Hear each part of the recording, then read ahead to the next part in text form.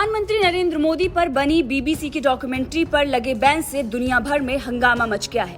PM Narendra Modi पर बार बार 2002 के दंगे को लेकर जिस तरह से सवाल उठाया जा रहा है, उस पर कई बड़े सवाल खड़े हो रहे हैं। जिस मामले में देश की सर्वोच्च न्यायालय फैसला सुना चुका हो, उस फैसले के खिलाफ जाकर टिप्पणी करना या किसी को दोषी साबित करना आखिर कितना जायज है, ये सवाल पूछे जा रहे हैं। साथ ही इसके पीछे की मंशा पर भी सवाल खड़े हो रहे हैं।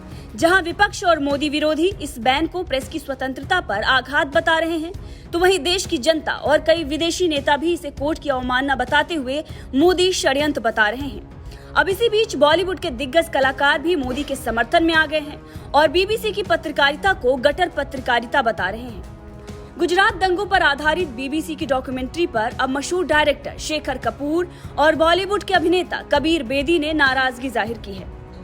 कबीर बेदी ने बीबीसी की विश्वसनीयता पर सवाल उठाते हुए ट्वीट किया है और लिखा है कि बीबीसी डॉक्यूमेंट्री एक मौलिक तथ्य पर प्रकाश डालती है।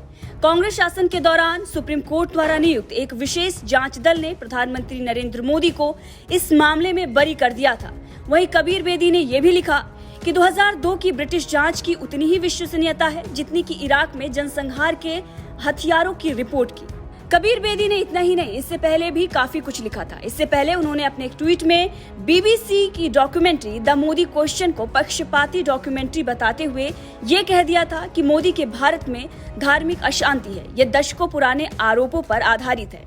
इन आरोपों को अदालतों ने काफी समय पहले ही सिरे से खारिज कर दिया है। उन्होंने तो ये भी कह दिया था कि ये गटर पत्रकारिता है। सनसनीखेज खबर चलाने के नाम पर सभी अंधे हो चुके हैं। अब कबीर बेदी के ट्वीट पर रीट्वीट करते हुए मशहूर डायरेक्टर शेखर कपूर ने भी लिख दिया है कि आप ठीक कह रहे हैं कबीर, मैं भारत को अस्थिर करने के प्रयासों को लगातार देख रहा हूँ। ऐसा लगता है जैसे अब कोई भारत को महाशक्ति बनने से नहीं रोक सकता। वहीं इससे पहले शेखर कपूर इस डॉक्यूमेंट्री को लेकर एक और ट्वीट कर चुके हैं, जिसमें उन्होंने लिखा था कि मुझे आश्चर्य है कि क्या बीबीसी के पास कभी ब्रिटेन के सबसे प्रतिष्ठित व्यक्ति विंस्टन चर्चिल के बारे में सच्चाई बताने का साहस था, जो बंगाल के अकाल के लिए काफी हद तक जिम्मेदार था, जिसके कारण भुखमरी से लाखों लोगों की मृत्यु हुई। वो उन जनजातीय समाज के लोगों कुर्दों पर रासायनिक बम गिराने वाला पहला व्यक्ति है। अब आपको बता दें कि सरकार के आदेश के बाद ट्विटर, यूट्यूब से डॉक्यूमेंट्री से संबंधित लिंक हटाए जा रहे हैं। एक मीडिया रिपोर्ट के मुताबिक यूट्यूब वीडियो के लिंक वाले 50 से ज्यादा ट्वीट्स को ब्लॉक कर दिया गया है। आईटी नियम 2021 के तहत इमरजेंसी शक्तियों का इस्तेमाल करते हुए सरकार ने ये कार्रवाई की है।